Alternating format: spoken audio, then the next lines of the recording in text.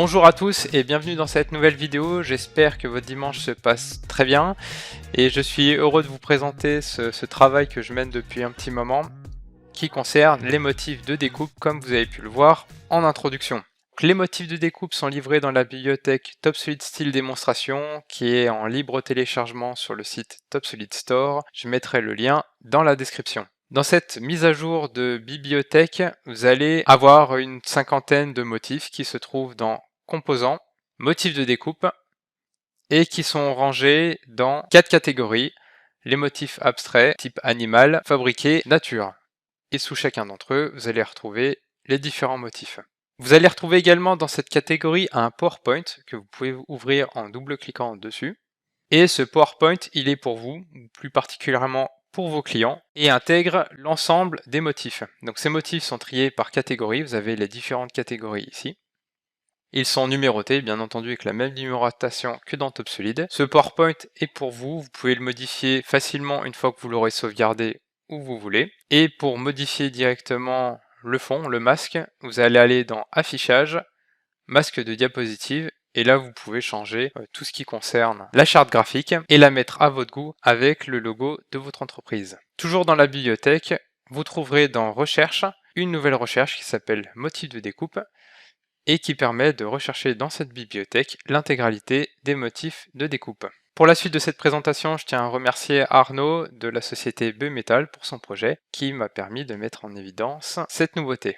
Alors, à l'utilisation, on imagine que vous avez un escalier ou n'importe quoi d'autre, un garde-corps, un claustrat, un brise-soleil, un pare-vue, etc. Et vous voulez découper certaines tôles avec ces nouveaux motifs. Donc pour cela, vous allez pouvoir faire clic droit et esquisse. Et tous les motifs sont accessibles ici, dans Symboles. Vous allez pouvoir faire une recherche. Donc ils commencent tous par CT, donc ils sont facilement localisables. Ou sinon, si vous préférez travailler avec les recherches, c'est la même chose, vous cherchez le motif qui vous intéresse, par exemple celui-ci, et vous le faites glisser. Et là, j'ai un certain nombre de choses à vous dire. Première chose, vous avez différents points de positionnement. Là, on va prendre le centre. Pour pouvoir faire les découpes, il faudra impérativement cocher Profil. Ici, si vous décochez orientation, vous pourrez faire tourner le motif. Ensuite, vous allez pouvoir jouer sur le facteur d'échelle. Par exemple, ici, si je mets 0,5, vous voyez, il est diminué de moitié. Et vous allez pouvoir cacher les sections si vous le voulez. Et là, si vous regardez bien, vous avez des petits cercles qui apparaissent. Et ces cercles correspondent à un cercle de diamètre 110. Donc bien entendu, ils ne sont pas recalculés avec le facteur d'échelle. Si je mets 0,8, il reste à 110 et ça permet de vous rendre compte un peu de la taille des ouvertures. Donc tous les motifs de découpe possèdent cette particularité avec ces petits cercles pour vous aider à dimensionner au mieux votre symbole. À 0,4 et puis je vais laisser la section comme ça et je valide.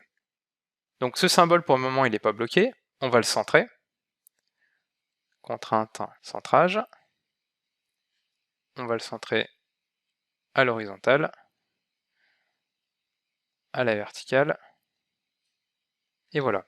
Donc là, vous pouvez faire directement une découpe, sauf que généralement, sur ce genre de tôle, on va essayer de laisser un bord, donc je vais vous donner une petite astuce. Vous allez quitter l'esquisse, vous voyez, on voit bien les petits cercles bleus là. On va refaire une nouvelle esquisse, et vous allez aller créer une parallèle à votre tôle. Donc là, vous la faites de la valeur que vous voulez, je vais la faire à peu près de 30 mm, et on valide. Et ensuite, on va mélanger le rectangle avec le motif. Pour ça, on va utiliser toujours une opération d'esquisse et on va utiliser booléen.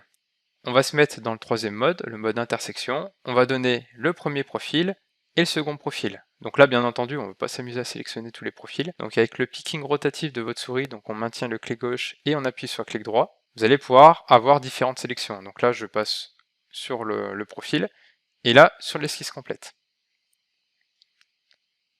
On valide. Donc vous l'avez vu, les symboles sont très rapides, enfin le calcul est très rapide, pour la simple et bonne raison que ces symboles ont tous été retravaillés, ils ont été lissés, ils ont été optimisés, et ils sont de très bonne qualité avec un bon niveau de performance. Ensuite, reste à quitter l'esquisse, on va cacher le symbole initial, et là vous allez pouvoir utiliser cette esquisse pour faire votre limitation. On sélectionne la pièce à découper, on vérifie le sens de chute et on valide. Donc l'ensemble des motifs possède une fonction, ce qui va permettre également de les interchanger. Donc là, si vous voulez piloter par exemple ce motif avec un paramètre famille, qui se trouve ici, vous allez pouvoir interchanger le motif par un autre et tout va se rejouer proprement comme vous l'avez vu ici. Voilà, j'espère que cette vidéo vous a plu, que vous ferez un bon usage de ces nouveautés, et puis je vous souhaite une bonne fin de week-end. À bientôt!